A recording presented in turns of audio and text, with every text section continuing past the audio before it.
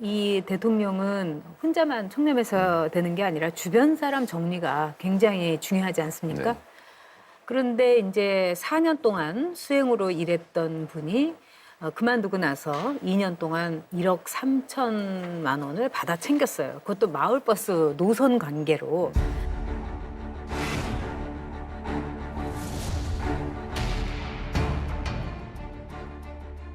근데 2년 동안에 수시로 시청을 드나들고 또 거기에서 말하자면 이제 뭐 민원도 넣고 그러면 충분히 감찰이라는 거, 이 체크가 되지 않습니까? 그런 점에서 뭐 사정이라든가 사법부 기능을 굉장히 강화하겠다.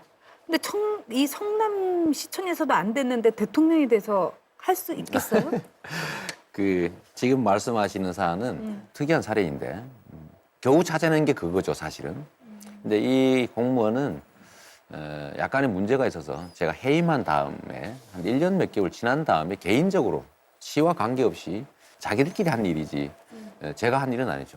예를 들면 제대한 군인이 사고 치면 국방부 장관 비난할 수 없는 것과 같은 거 아니냐. 그거하고 약간 다르죠. 왜냐하면은 그 사람의 경우는 4년 동안 측근이었기 때문에 그 그림자를 이용해 가지고 말하자면 알선수재를 했고 결과적으로 3천만 원을 받고 1억 원은 이제 차용증을 써준 거예요. 근데 여기에 대해서 이제 지원자께서 뭐라고 했냐면은 이거는 한 점 부끄러움이 없다. 그리고 네. 언론과 정부의 대대적인 음해다. 네. 이렇게 얘기를 하셨어요. 그러면은 거기에 대해서 꼭 그렇게 하시기보다는 철저하게 조사하겠다. 그리고 조사 결과를 발표하겠다.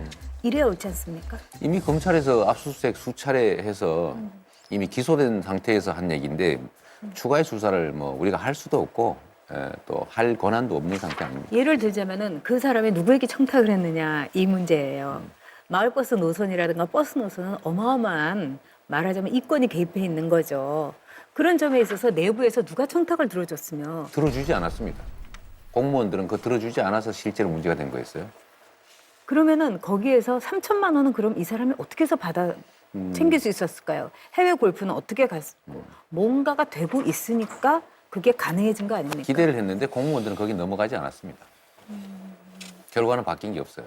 근데 왜 이 지원자께서는 관련 업체 그다음에 공무원에 있어서 상응한 책임을 묻겠다고 이야기하셨습니까? 관련 업체는 책임을 물어야죠. 불법적인 네. 로비를 시도했으니까. 그러니까 성남시는 이런 원칙이 공무원에 대해서도 묻겠다고 하셨으면 공무원은 잘못한 사람이 없었습니다.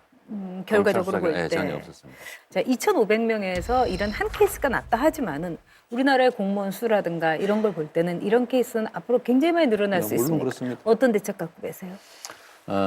시스템을 정확하게 가동해야 되겠죠.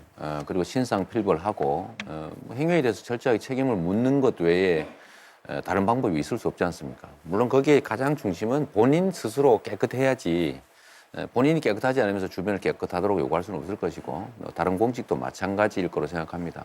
제가 형님의 인연을 끊으면서까지도 친인척의 개입을 막았던 것처럼 좀 더 철저하게 차단하도록 하도록 노력하겠습니다.